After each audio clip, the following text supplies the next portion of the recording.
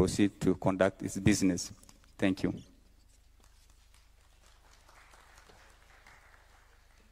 I now respectfully invite His Excellency the President and the Chair of the Summit to take over and preside over the 12th National and County Government Coordinating Summit. Sir.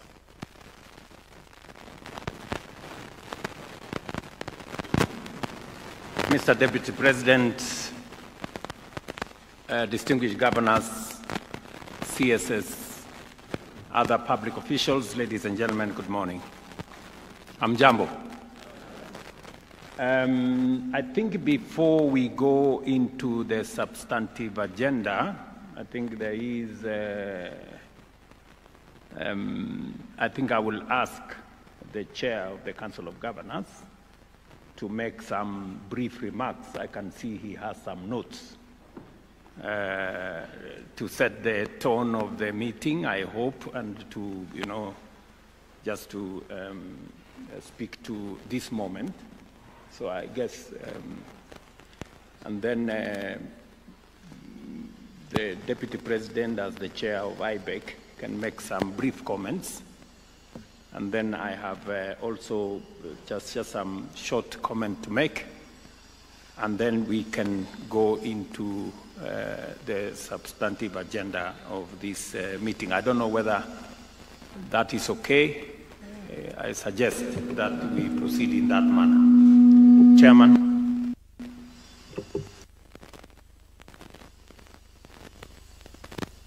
Thank you very much, Your Excellency. Your Excellency, the President and the Chair of the Summit, Dr. William Samoei Ruto, Your Excellency, the Deputy President, Your Excellency, the Prime Cabinet Secretary, my colleague governors, Cabinet Secretaries, Chairs of Commissions, distinguished ladies and gentlemen, good morning.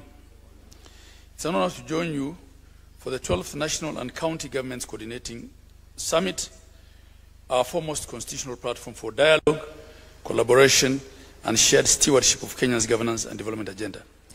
Allow me, Your Excellency, to appreciate your unwavering commitment to cooperative governance. This is how our system of devolution continues to mature through structured consultation, candor, and mutual responsibility. Today's agenda reflects a strong emphasis on institutional accountability, policy alignment, and effective execution of our shared mandates. The Council welcomes the presentation of the IGRTC report and the proposed framework for reporting on legislative bodies and the draft summit report, which are central to ensuring how we implement summit decisions.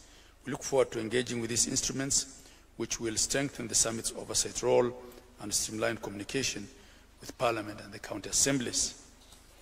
Your Excellencies, the tabling of the draft IGRA regulations is timely. For a decade, we have operated without comprehensive regulations to guide intergovernmental structures below the summit.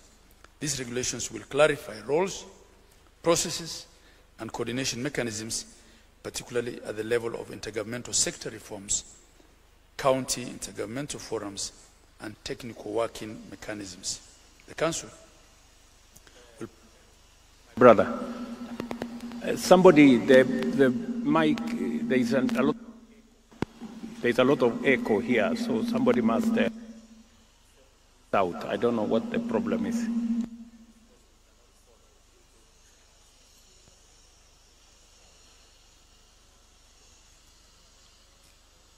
Okay. The Council will provide position and views on a few governance issues to ensure that these regulations enhance and not whittle down the spirit of cooperative governance as envisaged in the Constitution. I wish to commend the various intergovernmental sector forums that exist and that are doing commendable work. I wish to, however, note that there is need to have sector forums outside the devolved function areas, including security and foreign affairs. These functions are primarily assigned to the national government, but have an impact on devolution as well. I'll be failing if I do not commend the Office of the Attorney General, who participated in the Council of Governors meeting we had last week, where discussions on legal sector forum was discussed. Consensus was built such that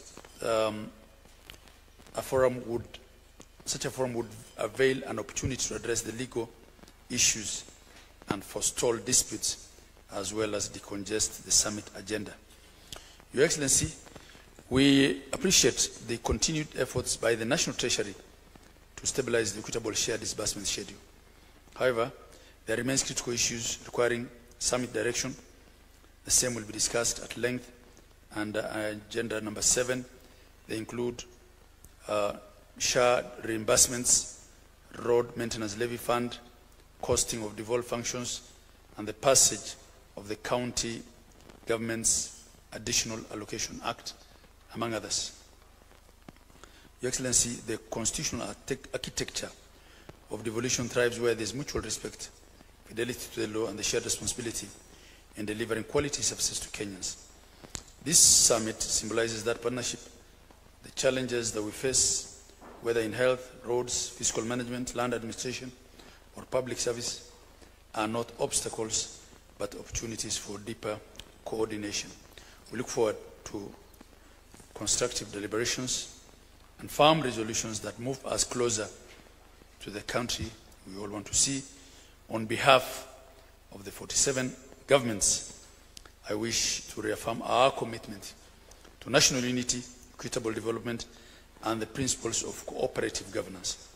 We stand ready to work with all the national institutions represented here today to advance the constitutional vision of a prosperous, inclusive, and a devolved Kenya.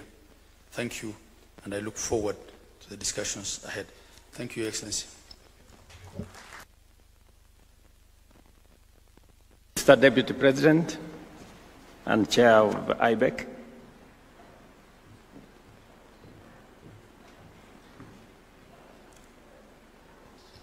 Your Excellency President William Ruto, all colleagues, ladies and gentlemen,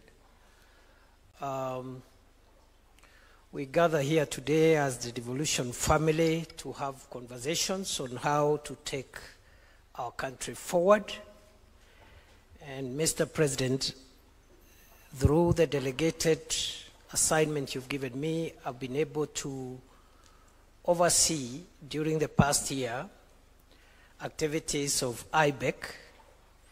I've also been able to follow the deliberations that have taken place in other institutions and structures of devolution. I just need to make 2 points, Your Excellency, before inviting you to chair this meeting. And one is we've come a long way. We've come a long way in implementing devolution. From early situations of struggle and tension and misunderstandings, which were expected at the beginning, to where we are today, where the 2 levels of government, independent offices and commissions, have a conversation ongoing. And whenever issues arise, as they should all the time, the channels of communication, collaboration, mutual respect, and mutual support exist. And therefore, Your Excellency, as you preside over this summit, I expect that we'll be able to resolve the matters before us, and those that perhaps needs to be delegated to other structures of devolution will be able to determine so that we fasten, quicken, and make more efficient the workings of the government of Kenya at its 2 levels. The second and last comment I want to make, Your Excellency, is my observation that we have done well, but we could do better. And one of the areas where I think we need to improve is on operationalizing the workings of subordinate structures of devolution, so that to retain the summit as the highest policy directing organ of the Republic of Kenya in matters devolution. And Your Excellency, I have experienced and observed that, for example, the sector forums which are established by law, which are supposed to canvass matters devolution at sector level, roads and transport, health, agriculture, and so forth and so on. My observation, Your Excellency, is that in the sectors where the sector forums are convened regularly, most of the issues have been dealt and many issues have been resolved without them having to be referred to the summit. And I want particularly to commend the Health Sector Forum, followed by the Agriculture Sector Forum, and in the same vein encourage all the other sector forums as we discussed and passed in the last IBEC. All sector forums must operate optimally, regularly. And we have taken the decision, Your Excellency, during the pre-summit meeting which was held on 27th of October 2025, that we will spare the summit from operational issues that can be dealt by either IBEC or other structures of devolution, including sector forums, where the two levels of government are efficiently and optimally represented. I therefore want to call upon the sector forums that are not operational to do so effective January, so that going forward we spare the summit for policy direction on issues that cannot be resolved at other levels, and the rest of the time we can spend bonding and taking photographs and encouraging ourselves to work together going forward, as opposed to coming here to deal with operational routine issues from one sector to another. And we have as many as 18 sectors. The meeting, the summit becomes cumbersome, inefficient, and reduces the stature of this very important forum. With those many remarks, Your Excellency, I want to reaffirm my commitment to support you as you help run our country. And I am grateful to the Council of Governors through Chair Hamid Abdullahi and the team for the support they continue to give me as your deputy in the running of IBEC and also in the running of other matters devolution. I want to single out in a particular way chairpersons and heads of independent offices and commissions who have also shown maximum support, not only to the Council of Governors, but also to my office in the delegated assignments that I've been doing, Your Excellency, to support you as you lead our country to affirm, support, and operationalize to the fullest extent possible this crown jewel called devolution in our Constitution. With those many remarks, Your Excellency, it's my pleasure to request you to take over, address the meeting, and also run the meeting for the remainder of the time. Thank you, Your Excellency. Thank you very much, Mr. Deputy President. It is my pleasure to welcome all of you to this morning meeting, the 12th National County Governments Coordinating Summit. Each time we gather under this framework, we renew a commitment that lies at the heart of our constitutional order, the commitment to shared governance, inclusive prosperity, and collective responsibility for the future of our nation. Since the inaugural summit, we have seen clearly and powerfully the transformation that happens when governments choose collaboration over confrontation and partnership over competition. Devolution has not only drawn the machinery of governance closer to the people, but it has also energized counties to become genuine engines of local development, centers of coordination, and champions of responsive, people-centered service delivery. Over the past year in particular, this summit and the spirit of partnership has been evident across the country. Counties have stepped up assertively, strengthening healthcare delivery under the Social Health Authority reforms, expanding agricultural value chains, accelerating the establishment of county aggregation and industrial parks, and adopting digital systems that have modernized planning, record keeping, and payments at the county level. I must congratulate all governors and their staff for this great achievement. These reforms are visible in our hospitals, where supervision has improved, in farms and markets, where farmers and traders now benefit from better infrastructure and coordinated support, in schools, where collaborative programs such as the transfer of school feeding initiatives and assets are enhancing enrollment and retention in our schools, and in households where citizens now interact with government more easily, efficiently, affordably, and transparently. For our part as the national government, we have stood shoulder to shoulder with counties. We have implemented fiscal and structural reforms that guarantee more predictable cash disbursements, strengthened monitoring of summit resolutions, and introduced collaborative systems of planning and reporting. Most importantly, for the first time in our nation's history, we have completed the full delineation, unbundling, and gazettement of devolved function through Gazette Notice number 16472 to 16483.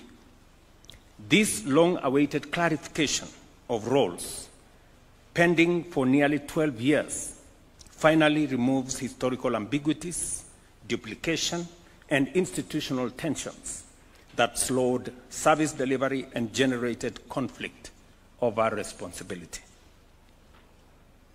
While significant progress has been achieved, I am aware that some functional areas remain unresolved or contested. The Intergovernmental Relations Technical Committee should therefore accelerate the clarification and determination of the unbundled functional components for transfer to the respective levels of government. Ladies and gentlemen, I reaffirm that resources shall follow the transferred functions consistently and in good faith as mandated by our Constitution. In line with the gazetted functions, I am informed that IGRTC has, in the interim, identified resources for consideration in the 2026-2027 financial year for transfer to county governments. I therefore call upon the Commission on Revenue Allocation and the National Treasury, using the tentative resource estimates identified by IGRTC, to verify this information and finalize a definitive figure that will serve as the basis for financial transfer to counties in our next financial year.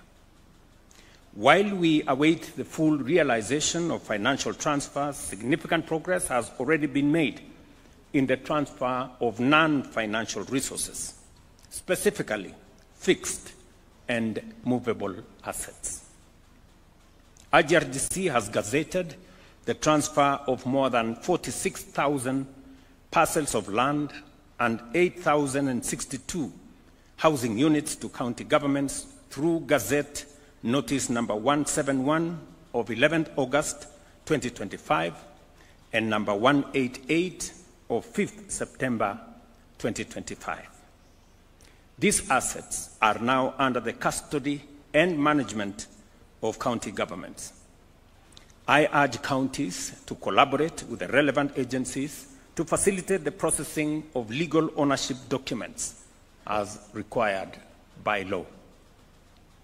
Additionally, 34,000 parcels of land and over 1,000 housing units are pending transfer across 40 counties. The IGRTC should fast-track this process to ensure that all attendant resources are transferred without any further delay. A central mandate of this summit is the assessment of devolution performance across both levels of government. The Secretariat is responsible for conducting these assessments and reporting recommendations to the summit, including on recently transferred functions. While I acknowledge the positive progress made, I remain concerned about our inability to fully execute the resolutions adopted at previous summits. I urge our Secretariat to ensure full implementation of all resolutions and call upon all responsible parties to fulfill their mandates diligently and report progress promptly. At the last two summit meetings, a resolution, for example, was passed to review the Intergovernmental Relations Act to legally entrench the Council of Governors Secretariat and strengthen IGRTC. I understand that the legislative process has stalled in Parliament. I request the Speaker of the National Assembly to intervene in consultation with the Senate to resolve the challenges affecting the amendment bill's progress and ensure that intergovernmental relations institutions receive the legal support required to perform their functions effectively. As we reflect on the commitments we made to the people of Kenya, it is satisfying to observe the significant progress achieved in the last 3 years. A cornerstone of our transformative agenda has been the housing program that not only includes housing, it also includes construction of markets, institutional houses, and also hostels for our students. A top priority of our administration's agenda aimed at restoring dignity, fostering community development, and enhancing long-term economic stability for families who have long desired to either own a home or operate a business in a decent place, or for our students to live in dignified dwellings. The success of this program is rooted in partnership and shared vision. I extend my sincere appreciation to all the 47 county governments for their collaboration and support in making this national dream a reality.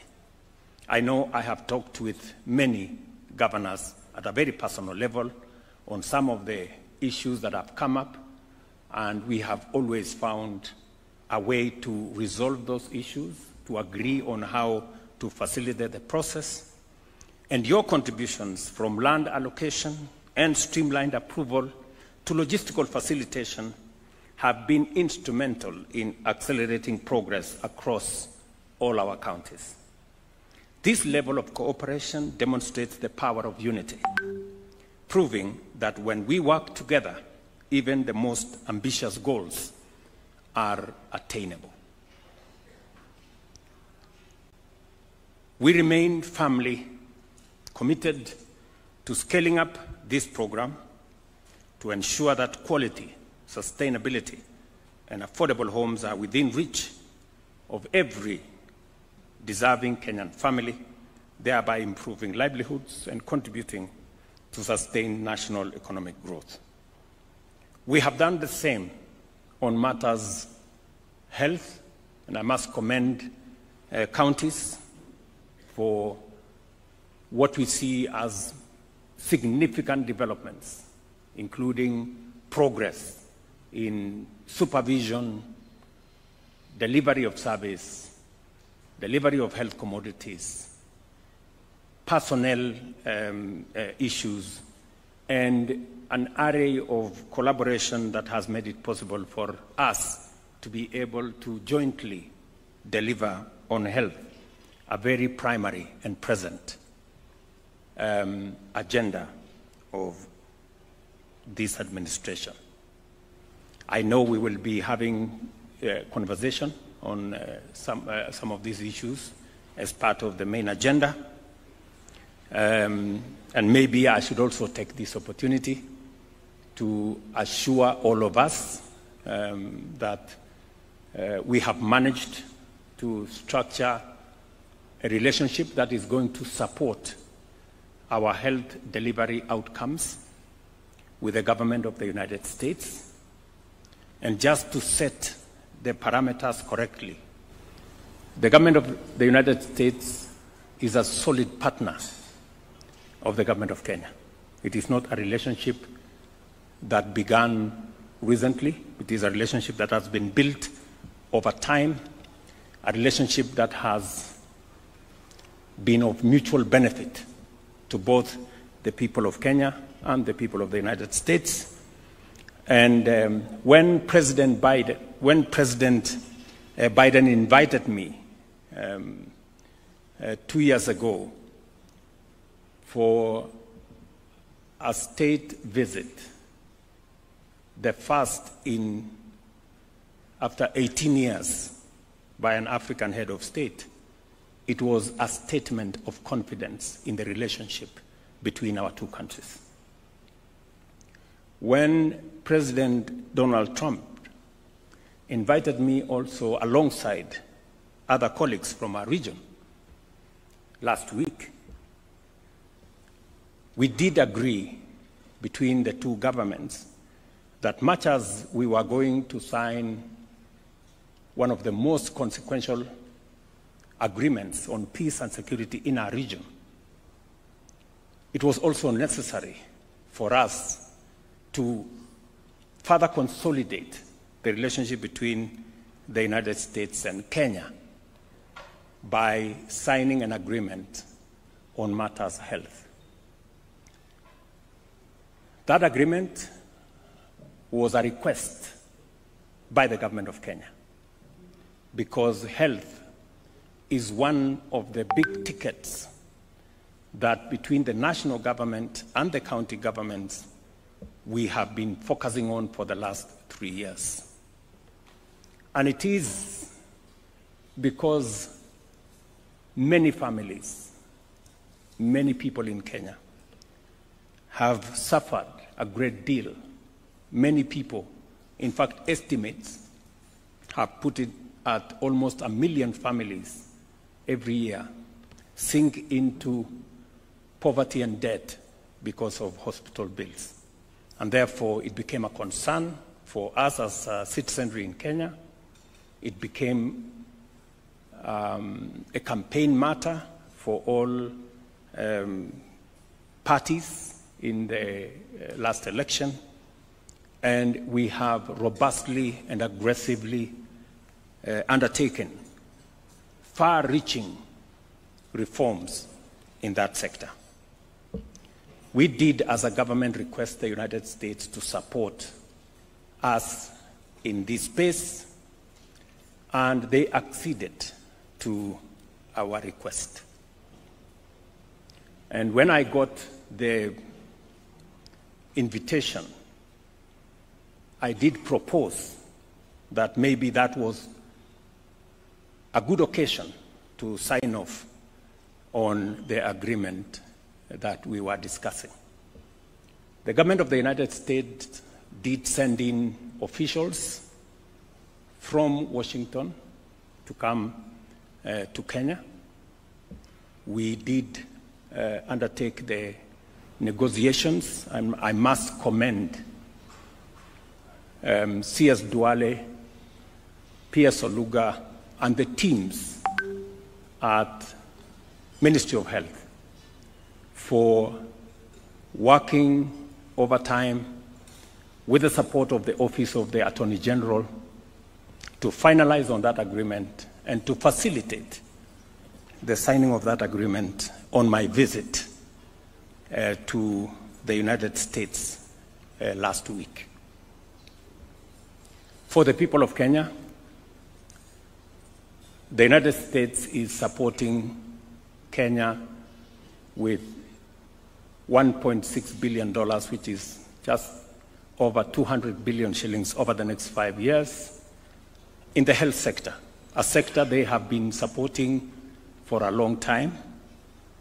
In fact, the numbers show that the United States has spent $7 billion in Kenya on matters health over time.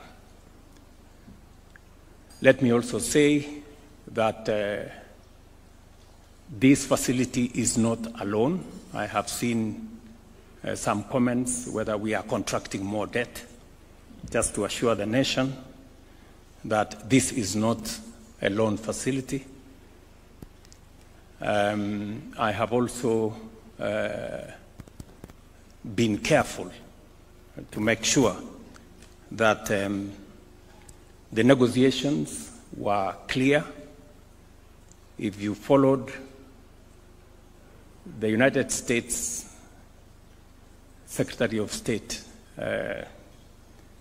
Marco Rubio, did state clearly that we have working institutions in Kenya. We did not become the first country to sign an agreement on health with the United States by default. We became the first country by design because we have the requisite institutions and we have the requisite human capital with the capacity to undertake any negotiation. I want to remind us, and I have said this before, and I will repeat it again, we have one of the best human capital anywhere in the world.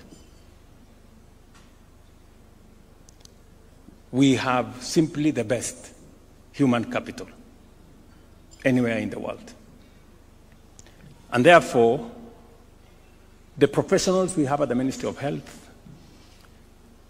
the public officials and professionals we have at the Attorney General's office are as good, if not better, than those from anywhere in the world. And therefore, I am confident that whatever it is that we undertake, we are guided first and foremost by the interest of the people of Kenya. And I want to be very categorical that our goal is crystal clear. Our focus is razor sharp, if not laser sharp. And our resolve and determination is that of steel on making sure that in every undertaking, we not only centralize the interests of the people of Kenya, but we pursue what is good for our nation. Nobody, no government will take advantage of the people or government of Kenya.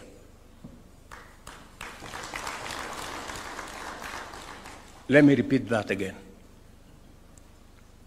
Nobody and no government will take advantage of the people of Kenya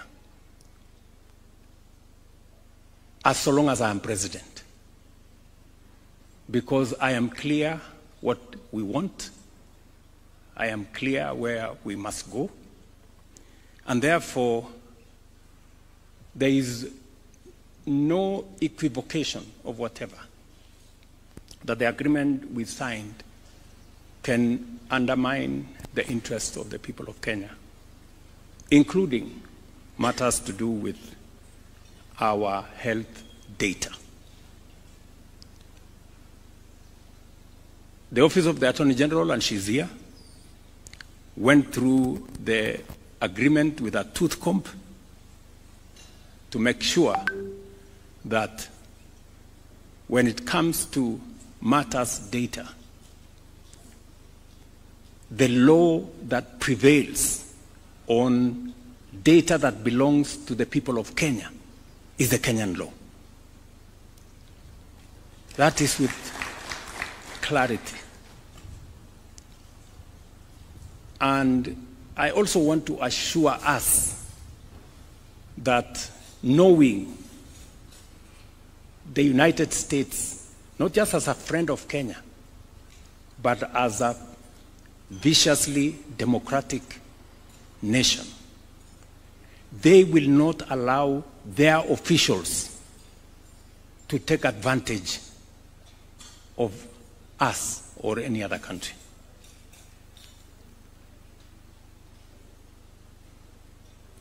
They will not. But that's not enough. Much as they will not allow their own officials to take advantage of others, we will not allow ourselves to be taken advantage of by anybody. Even if there was an opportunity for anybody to take advantage of us, we will not allow it. So, I just want to, because I know health is actually a shared responsibility in some way between the national and the county governments, and the resources that we have sought to assist us in this sector.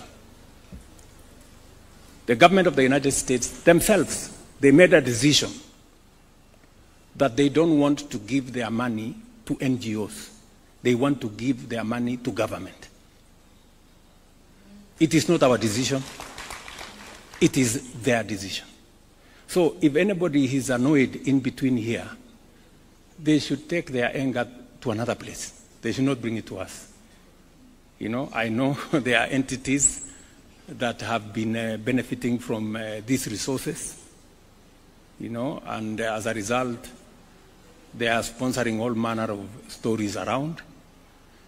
If they have a problem with the current structure, they should go and talk to the government of the United States, because they are the ones who decided that for efficiency and efficacy, they want these resources to come directly to government and to give assurance to the county governments here that those resources will find their way to our counties.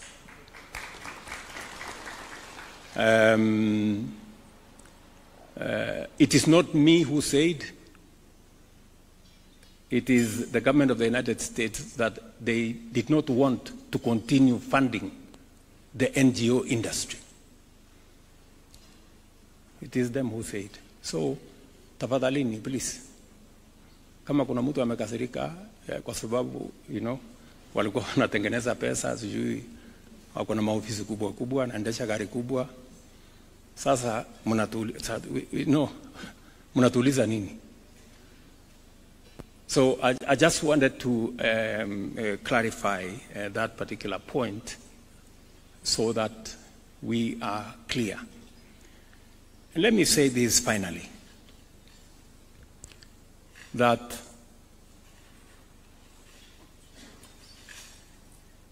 we have the capacity, you know, to do the things and to protect the interest of our nation. This agreement, when officials from the US flew in, they spent time with our officials, very professional people, and they were amazed at the capacity that Kenya has. Some of the things that we do using our own public officials, others look for consultants to help them do it. We don't need consultants because we have a human capital that has the capacity to do this. I wish we could believe in ourselves more than we are doing. I mean, for anybody to believe that we can be shortchanged, they are actually telling us that we are not very intelligent. I mean, surely, honestly. We should believe in ourselves, good people. We have what it takes to deal with anybody. You know? So, and I am very proud of the relationship that we have with the government of the United States. It's a solid relationship. Many would want to ask, what is their interest in our country? Every country has their own interests. We have interests as a nation. Others have theirs. Just for the record, you know, as I said, this is a strong relations between our two governments forged over many years. Today, the United States is the largest contributor to our tourism. In fact, tourists from the United States have overtaken the traditional tourist markets. They've overtaken the UK, they have overtaken Italy. Today, as of statistics of last year, 306,000 tourists came from the United States, being the highest market. It speaks to the strong relationship between our country and the United States.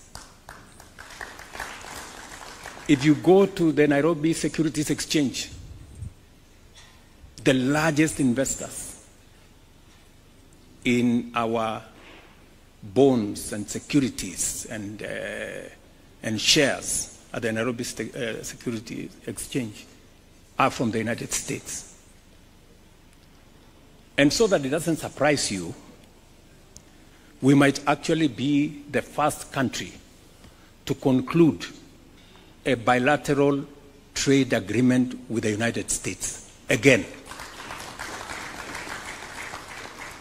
Forget about what we have already done on health. We might be the first ones to also complete our bilateral trade agreement with the US. When I was there, I did meet with the US trade representative. I have sent C.S. Lee Kinyanjui here twice to the United States. Why? Because the United States is an important market for us. We sell close to $800 million of goods to the United States. In fact, it is among the markets that we have kind of a balanced trade. And I have the undertaking of the US government that within early January, we will be, possibly, we will be the first country to conclude a bilateral trade agreement, even as we negotiate on the AGOA issues. So, these things we are not doing is not a game of guesswork. It is not trial and error. It is intentional. It is deliberate. And it is because we are focused on what we want for our country. I just thought I should make, because you know I'm speaking to leaders from across the nation here, so that you can for a moment believe in yourselves. We can for a moment be positive about our country.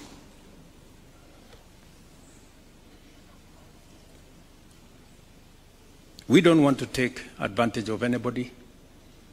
And I promise you, nobody will take advantage of us. Nobody.